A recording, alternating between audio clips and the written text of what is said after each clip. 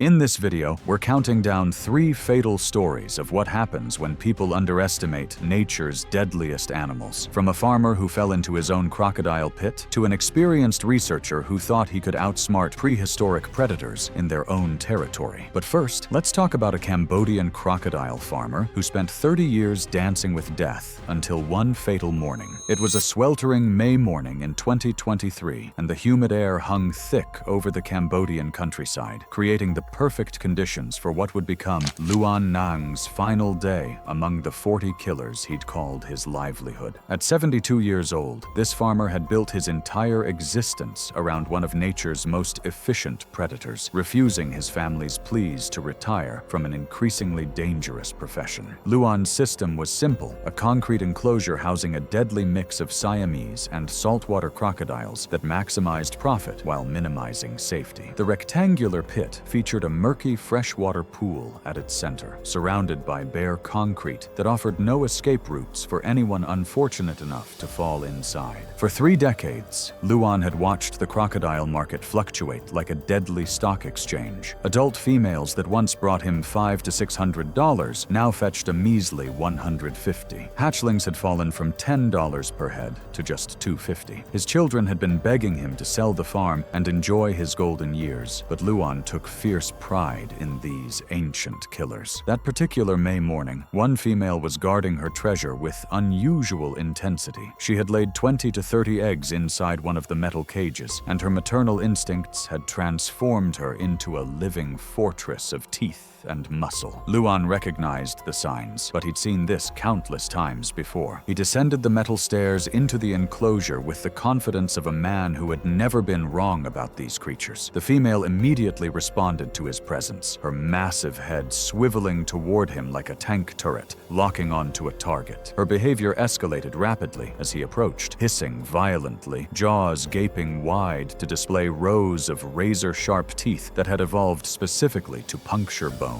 and tear flesh. Crocodiles are not just mindless eating machines floating in water. Their bite force can exceed 3,700 pounds per square inch, enough to crush a car's roof. Their teeth aren't designed to chew like mammals, but to grip and tear with mechanical precision. And when they enter what biologists call a feeding response, they become completely focused on one objective: destroying whatever triggered that response. As Luan approached the nesting cage with his wooden stick, the female's behavior crossed from warning into promise. She was preparing to eliminate a threat. Luan prodded the cage, trying to create enough space to reach the valuable eggs inside. The crocodile's response was explosive and immediate. She lunged forward with lightning speed, her massive jaws clamping down on the wooden stick with a sound like a gunshot echoing across the farm. The force was tremendous, and Luan instinctively pulled back, using all his strength to try to free his only tool from jaws that had evolved to never let go. That's when everything went catastrophically wrong. The force of his pulling, combined with the slick concrete slope beneath his feet, sent Luan tumbling backward. He hit the enclosure floor hard, the wooden stick flying from his hands and clattering uselessly across the concrete. For a split second that felt like an eternity, the farm was silent, except for the sound of his body hitting the ground and his sharp intake of breath. Then all 40 crocodiles turned toward him with the synchronized precision of a military unit. What happened next was a feeding frenzy that would haunt anyone who witnessed it. Crocodiles are opportunistic predators, and the sight and sound of a struggling creature triggers an immediate and overwhelming response. Some lunged from their basking spots along the concrete edges, their powerful legs propelling them forward with surprising speed. Others surged from the murky water like prehistoric submarines surfacing for attack. Within seconds, the first crocodile had clamped onto Luan's leg, its powerful jaws crushing bone as it began the violent shaking motion that crocodiles use to disorient and weaken their prey. The sound of breaking bones was audible even over Luan's screams. A second crocodile tore into his arm with such devastating force that it was completely severed from his body, blood spraying across the concrete in arterial spurts that painted the walls red. The metallic scent of blood triggered even more aggressive behavior from the pack. Luan tried desperately to fight back, his remaining arm flailing uselessly against creatures that weighed hundreds of pounds each. A third crocodile bit down on his hip and began dragging him toward the central pool where the real horror would unfold. unfold. Crocodiles are perfectly adapted for underwater attacks. They can hold their breath for up to an hour, and their powerful tails make them incredibly maneuverable in their aquatic domain. What followed was a coordinated assault that lasted several minutes, with multiple crocodiles participating in what biologists call a feeding frenzy. The animals thrashed and death-rolled with mechanical precision, each movement designed to cause maximum damage and facilitate feeding. Luan lost consciousness within minutes, his body unable to withstand the massive trauma and catastrophic blood loss. The concrete pit had become a killing field, and the predators he'd spent 30 years managing had finally claimed their ultimate prize. When farm workers arrived later that morning for the daily feeding, they found a scene burned into their memories forever. Luan's mutilated body lay on the blood-stained concrete, surrounded by crocodiles that showed no signs of backing down from their kill. One still held his black sandal clamped in its jaws like a grotesque trophy. His left arm was missing entirely, and bite wounds covered him from head to toe in a pattern that told the story of a coordinated attack. Emergency responders faced an unprecedented challenge. They couldn't immediately retrieve the body because the crocodiles continued to hiss and lunge at anyone who approached the enclosure. These weren't docile farm animals. They were apex predators that had just tasted human blood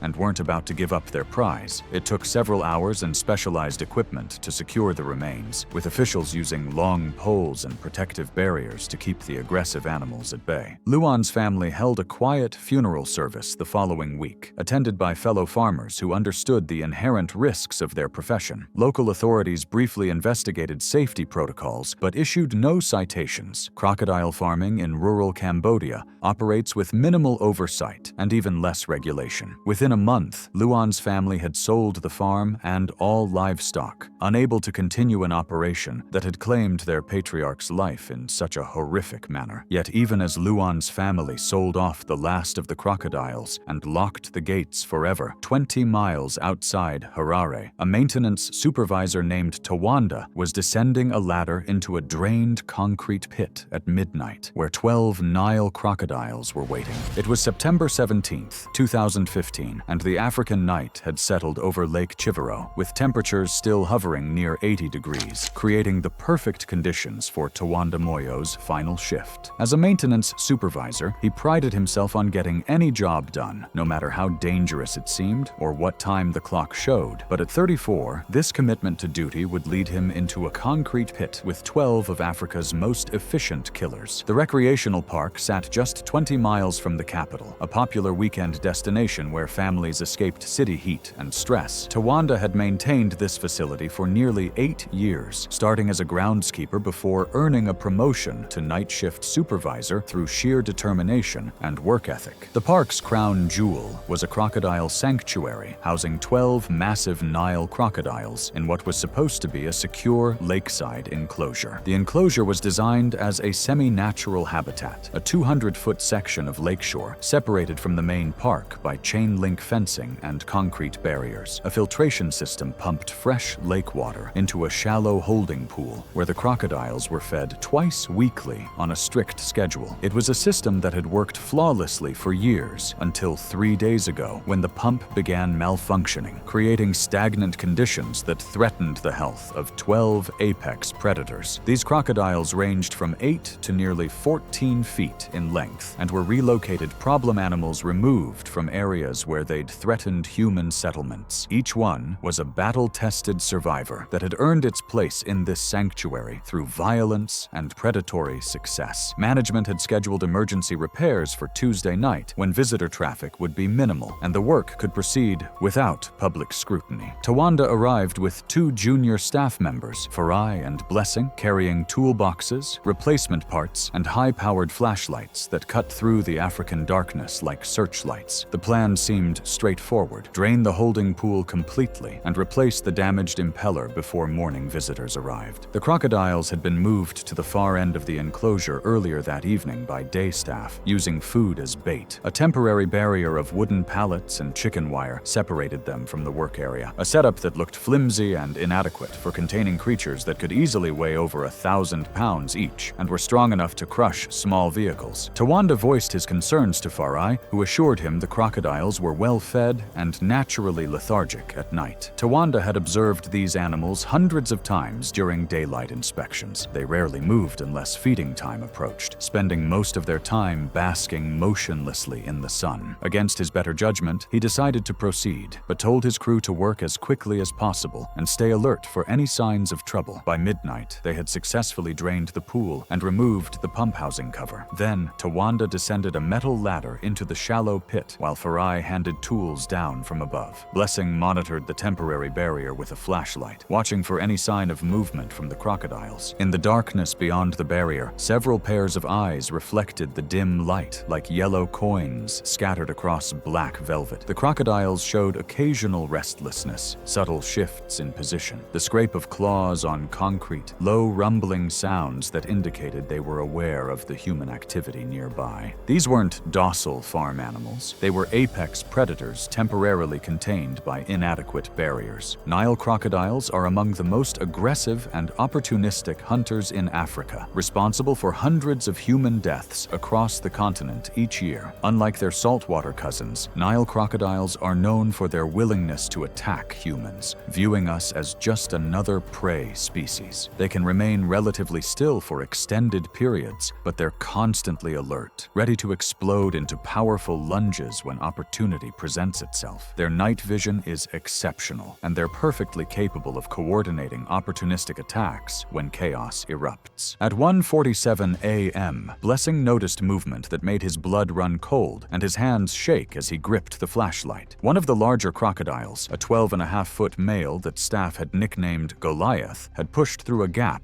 in the wooden pallets. The temporary barrier that was supposed to keep them safe had failed catastrophically, and now over 1,000 pounds of prehistoric predator was moving toward the work area. Blessing shouted a warning that echoed across the empty park. Tawanda looked up from the pit just as the massive crocodile rushed forward with terrifying speed, his powerful body moving across the concrete with surprising agility for something so large. The crocodile's approach was almost silent, except for the scraping of claws on concrete, a sound that would haunt the survivors for the rest of their lives. Farai screamed for Tawanda to climb out immediately, his voice cracking with terror. Tawanda grabbed the metal ladder, but his boots slipped on the algae-covered concrete. The surface was treacherous, slick with moisture and organic growth, making climbing impossible under pressure. He was trapped in a concrete pit with nowhere to run as the massive crocodile approached. The crocodile launched himself over the pit's edge and landed directly on top of Tawanda with the force of a falling tree. The impact knocked Tawanda flat against the concrete floor, driving the air from his lungs and leaving him gasping like a fish out of water. Before he could even scream, the crocodile's massive jaws clamped onto his left thigh, just above the knee, with a sound like a car door slamming. The bite force was devastating and immediate. Nile crocodiles possess one of the strongest bite forces in the animal kingdom. Tawanda's screams echoed through the night as the crocodile began violent thrashing and crushing motions, using its powerful neck muscles to shake him like a rag doll. The femoral artery was severed almost instantly, sending arterial blood spraying across the concrete in pulsing jets. Farai and Blessing threw tools and rocks from above, screaming to scare the animal away. Their efforts had minimal effect on a predator in full attack mode. The crocodile was locked in predator mode, focused entirely on the struggling prey beneath him. Unable to perform a full death roll on the concrete surface, the animal instead used its massive weight and crushing bite force to drag Tawanda across the pit floor, causing catastrophic damage to his leg and hip. Two more crocodiles pushed through gaps in the already failing barrier, drawn by the scent of blood and the chaos. The scene became a nightmare of opportunistic aggression as multiple predators converged on the area, though they remained competitive rather than cooperative, each seeking their own advantage in the deadly situation. While Blessing sprinted to the maintenance shed where a rifle was kept, Farai continued throwing anything he could find into the pit, desperate to help his supervisor. The massive blood loss from the severed femoral artery meant Tawanda was losing consciousness rapidly, his body unable to maintain blood pressure with such catastrophic vascular damage. By the time Blessing returned with the weapon, less than 3 minutes that felt like hours, Tawanda had stopped moving entirely. The crocodile still held him in its massive jaws, while the others had positioned themselves around the pit's perimeter, drawn by the blood, but unable to directly challenge the larger animal's claim. Blessing fired 2 shots into the air, the gunshots echoing across across the lake like thunder. The sudden noise caused some confusion among the crocodiles, and the primary attacker loosened its grip slightly, but the predators didn't retreat far. They remained at the edges of the pit, their eyes reflecting the flashlight beams as they watched the humans above, still agitated and territorial. When park rangers and emergency services arrived, they used long poles and protective barriers to push the crocodiles back and secure the area. Tawanda's body was retrieved, but by that time, he had suffered catastrophic injuries to his legs and massive blood loss from the severed femoral artery. Medical examiners determined he likely lost consciousness from hemorrhagic shock within 3 to 4 minutes of the initial attack. The investigation revealed multiple safety failures that contributed to the tragedy, including inadequate temporary barriers and insufficient risk assessment protocols. The park was closed for 2 weeks while new safety measures were implemented. The crocodile responsible for the attack was relocated to a more secure facility. While Tawanda's death happened in a controlled environment, it doesn't compare to what happened when an experienced researcher decided to cross a river where wild crocodiles ruled. It was July 22nd, 2017, and the Queensland sun was already beating down mercilessly at noon, turning the Daintree River into a shimmering mirror that perfectly concealed the predators lurking just beneath its surface. Marcus Sullivan, 41, had been contracted to conduct an ecological survey of vegetation along the Daintree River system, but he would soon discover that 15 years of experience meant nothing when facing Australia's wildest predator. Marcus built his reputation on taking calculated risks that other researchers avoided, but Australian waters were a different territory entirely. His specialty was assessing riverbank erosion and native plant health in crocodile habitats, work that required getting closer to these predators than most people would ever dream of attempting. The section of river where Marcus was working sat 18 miles upstream from the nearest civilization, a remote stretch where the only sounds were bird calls and the gentle lapping of water against mangrove roots. Dense forests lined both banks, creating a green tunnel that blocked out most of the sky and provided perfect cover for ambush predators. Warning signs were posted every few hundred yards along popular access points. But this far upstream, Marcus was completely alone with whatever lived in these waters. The Daintree was known for its significant saltwater crocodile population. Tour operators regularly spotted crocodiles exceeding 13 feet in length, and local rangers reported increased activity that month due to the breeding season. Several large males had territories along heavily vegetated sections of the river, exactly where Marcus was conducting his survey, completely unaware that he was working in the domain of apex predators. Marcus had hired a small aluminum boat that morning, telling the operator he'd return by evening. His survey required collecting soil samples and photographing erosion patterns on both sides of a narrow section where the river curved sharply. He anchored his boat on the southern bank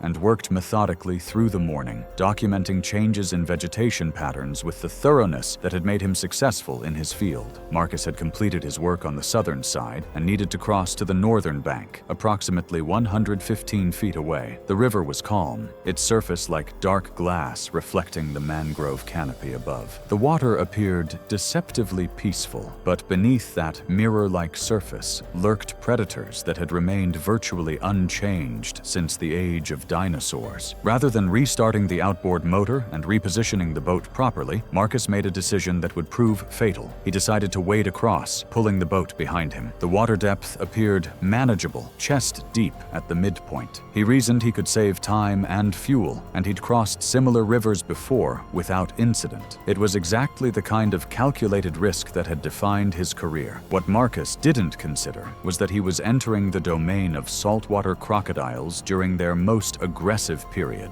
These weren't the relatively docile farm-raised crocodiles he'd observed in research facilities. These were wild apex predators in their natural habitat, territorial and hungry. Saltwater crocodiles are the largest living reptiles on Earth, with exceptional males regularly exceeding 20 feet in length and weighing over 2,000 pounds. They're perfectly adapted ambush predators, capable of remaining motionless for hours before exploding into action with speeds that defy their massive size. At noon, Marcus stepped into the Daintree River. He wore lightweight field gear designed for mobility, quick-dry pants, a moisture-wicking shirt, and water shoes that would allow him to move efficiently if he needed to escape quickly. carefully. Professional researchers working in crocodile country typically avoid bulky equipment that could trap them underwater. He carried a waterproof GPS unit and pulled the boat's bow rope over his shoulder as he began moving across the river. The water was warmer than expected, and Marcus felt confident as he made steady progress towards the northern bank. The current was gentle, the bottom felt solid beneath his feet, and he was making good time. He'd made it approximately 65 feet past the midpoint of the crossing when death struck from the murky depths with the speed and violence of a natural disaster. A saltwater crocodile, later roughly estimated by wildlife officers to be around 15 feet, had been lying motionless in shallow water near the northern bank. The massive predator had likely been there for hours, perfectly camouflaged, and waiting for exactly this kind of opportunity. Its patience was about to be rewarded in the most violent way possible. The crocodile lunged from Marcus's right side with explosive speed, its massive jaws clamping around his hip and lower torso with crushing force. He had no time to scream and no opportunity to fight back. The initial bite was devastating, with teeth designed to puncture bone and hold prey, finding their mark with mechanical precision. The crocodile immediately began dragging him toward deeper water, using its powerful tail and legs to pull him away from the shallows where he might have had some chance of escape. Marcus thrashed desperately, but the predator's grip was absolute, evolved over millions of years to never let go once prey was secured. As they moved into deeper water, the crocodile began its death roll, violent underwater spirals that disoriented Marcus completely and caused massive internal trauma. The rolling motion was designed to drown prey while simultaneously causing catastrophic injuries. Water rushed into Marcus's mouth and nose as the predator pulled him deeper, and every rotation compounded the damage to his torso and internal organs. The boat, still tethered to Marcus by the rope slung over his shoulder, jerked violently as his body was dragged beneath the surface. The sudden pull and thrashing eventually caused the rope to slip free, releasing the boat to drift downstream on its own. When Marcus failed to return the boat by that evening, the rental operator contacted local authorities. A search was launched involving police, wildlife rangers, and volunteer rescue services. The remote location made the search challenging, with helicopters providing the only effective way to survey the dense mangrove forests that could hide 1,000 crocodiles. Helicopter surveillance spotted the drifting boat snagged on mangrove roots near the northern bank. The sight of the abandoned craft confirmed everyone's worst fears. Marcus had encountered one of the Daintree's legendary crocodiles, and the crocodile had won decisively. Dive teams were deployed the following morning, but underwater visibility was less than 12 inches in the tannin-stained water. Recovery divers, working in pairs with armed spotters, retrieved Marcus's body on Monday morning. The remains showed massive trauma consistent with crocodile predation, crushing injuries to the torso and hip area, evidence of prolonged submersion, and tissue damage consistent with predator feeding behavior. His lightweight field gear was shredded, and the GPS unit was found nearby, still functioning but waterlogged. Wildlife officers set baited traps and monitored the area for 5 days. A large male saltwater crocodile, measuring 15 feet, was captured on July 28th. Examination revealed evidence consistent with recent feeding on large prey, and authorities made the decision to euthanize the animal rather than relocate it, following standard Australian policy for confirmed problem crocodiles. The section of the Daintree River, where he died, remains a popular spot for crocodile tours, with guides often mentioning the area where a researcher lost his life to one of Australia's apex predators. Thanks for watching. If you liked these stories, click here.